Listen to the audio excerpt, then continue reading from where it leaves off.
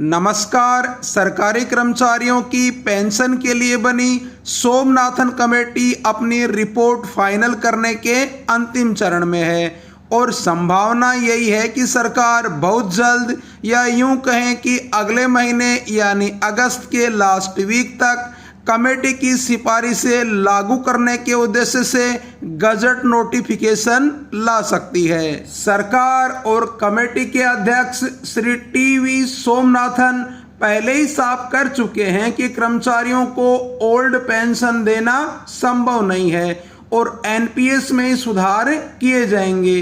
और विश्वस्त सूत्रों से जो रिपोर्ट छनकर बाहर आ रही है उसके अनुसार एनपीएस में कई बड़े बदलाव देखने को मिल सकते हैं। जो कर्मचारी 20 साल की सर्विस से पहले रिटायर होंगे उन्हें 10,000 रुपीज बेसिक और इस पर महंगाई राहत प्रदान की जाएगी।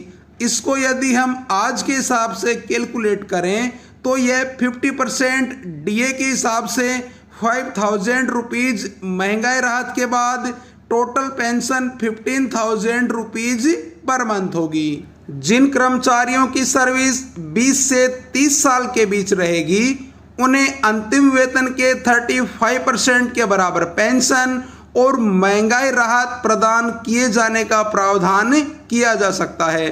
हालांकि कुछ लोग 20 से 25 साल की सर्विस पर भी 35% देने की बात कह रहे हैं। जो कर्मचारी 30 साल की सर्विस के बाद रिटायर होंगे उन्हें अंतिम वेतन के 50% के बराबर पेंशन और महंगाई राहत का प्रावधान किया जा सकता है।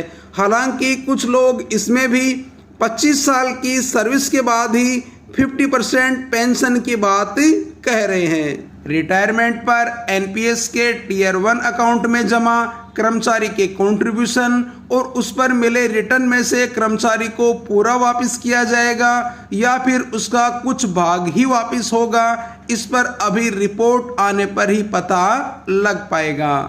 रिटायरमेंट के बाद कर्मचारी और उसके बाद स्पाउस की मृत्यु के बाद पैसा नॉमिनी को रिटर्न का प्रावधान शामिल किया जा सकता है। वैसे एनपीएस के डिफॉल्ट एन्युटी पेंशन प्लान में ये पहले से ही लागू है।